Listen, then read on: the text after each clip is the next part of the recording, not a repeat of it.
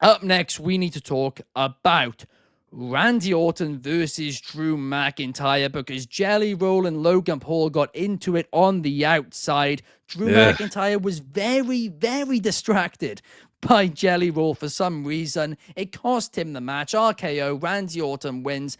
After the match, Jelly Roll was beating up Logan Paul. Drew McIntyre Claymore to Jelly Roll. After the match on WWE social medias, it was confirmed at SummerSlam it will be Randy Orton teaming up with Jelly Roll to take on Drew McIntyre and Logan Paul, and I hate this. I hate everything about this.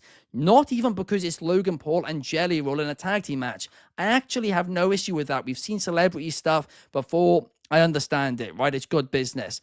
My issue is Drew McIntyre and Randy Orton being the one involved. Put younger talents in these positions so they can get the spotlight, so you can help build wrestlers in your own company, not waste the time of veterans. Randy Orton and McIntyre deserve to be in big programs heading into SummerSlam, especially when they weren't in big programs heading into WrestleMania. But not only that, but Drew McIntyre teaming with Logan Paul goes against literally everything that Drew McIntyre has said and done over the last 18 months. He's told absolutely fantastic storylines, and recently, in fact, since WrestleMania, it's kind of felt like we're just throwing them away, and it frustrates me, Clark. It really does. I couldn't disagree more. So we just talked about how freak injuries can happen all of the time. So if you're going to have Jelly Roll involved in this storyline, as well as Logan Paul, you need to bring absolute veterans to ensure safety. That's just a fact. That's the nature of the beast there. Not only that, Drew McIntyre is neighbors with Jelly Roll in Nashville, and we all know that. That's a fact. They've been spotted in Nashville together multiple times. The comfortability factor is important here when it comes to this booking decision. Randy Orton is one of the best, if not the best, to ever do it in the ring.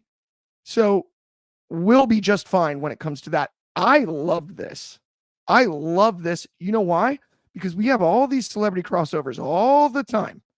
All this different stuff. Jelly Roll is a real fan. Just like Logan Paul proved himself to be, just like Bad Bunny proved himself to be. If we're going to do celebrity crossover, Jelly Roll loves the WWE. He was in Nashville this week. He was in Atlanta this week. He'll travel for it. He's here for it. He's committed. The man's lost 200 pounds. Get in the ring. He's one of the most famous, hottest artists on the planet. Put him opposite Logan Paul because they're opposites. And I dig that. Drew McIntyre's got to explain, to your point, why he's paired now with Logan Paul. I get that. That's the one thing I absolutely can relate with. But I'm really excited about this one. If we're going to continue with the celebrity crossover stuff, I'm all cool with this one. I, to your point, could not disagree more with you there, Clark.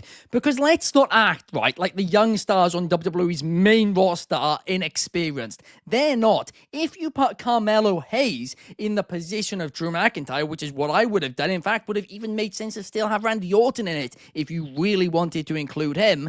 Bang! Carmelo Hayes is getting more eyes on him. He is getting a moment at SummerSlam, but Drew McIntyre can be in a big storyline. He has been snubbed in basically every single major storyline he's been given. This will have the most crossover social media action when it comes to mainstream stuff. Logan Paul and Jelly Roll are involved.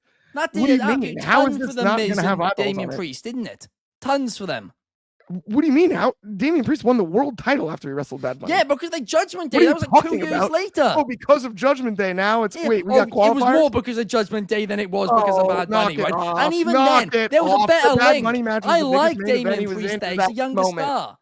Damian Priest worked, right? It worked perfect. It did work, but he was exactly what I'm saying. A younger, newer star. It got eyes on him. He's 38. Okay, newer star on the main roster then, whatever. When I bring up age, apparently I'm being ageist. Yeah. But, no, now you're trying to reverse age Damian Priest. Roundhead's on my side. He's saying Ben's talking straight facts. Fernando's saying post wrestlers, not celebrities. It's starting to feel... It's starting to feel like the music show because you got Cardi B as the host. Now you got Jelly Roll. I mean, like, what the hell's going? What we doing here? Like, Is it Grammys crossover? That's kind of that's what I'm saying. And I'm saying, look, I'm not against having this the odd celebrity match on the show. You know, obviously we had Bad Bunny, and there's been some exceptions to the rule.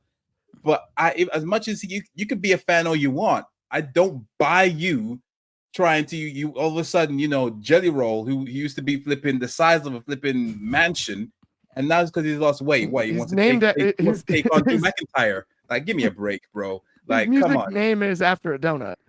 That's what I'm saying. Like, you know, you come in with this music, and 9 times out of 10 people, like, I'm sorry, you're up there with what's the other guy? Is it Harry? What's his name?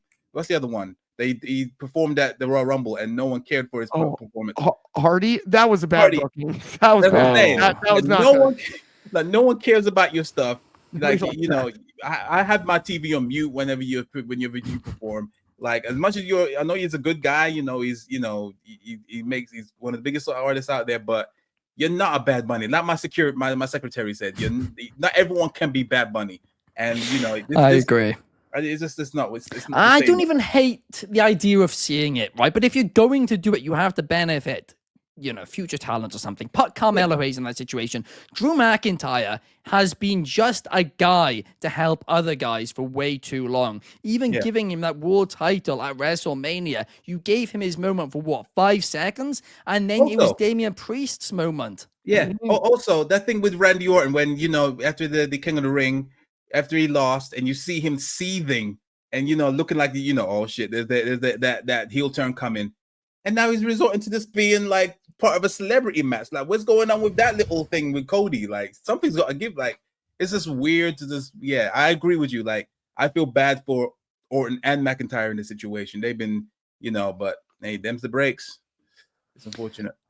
It's a complete mess right now. And I feel like WWE, I mean, I said this the other day too, but I'll say it again. WWE is currently in a situation where it feels like creative is not being thought out very far at all. And I think part of that reason is the amount of events, but probably part of it is all these celebrities getting involved as well. So who do you think this is the call? Do you think this is Triple H's call? Or is this the TKO call? It's probably a TKO call, but I don't think Triple H will be against the call. I think, but I think the bigger issue is they got too many events.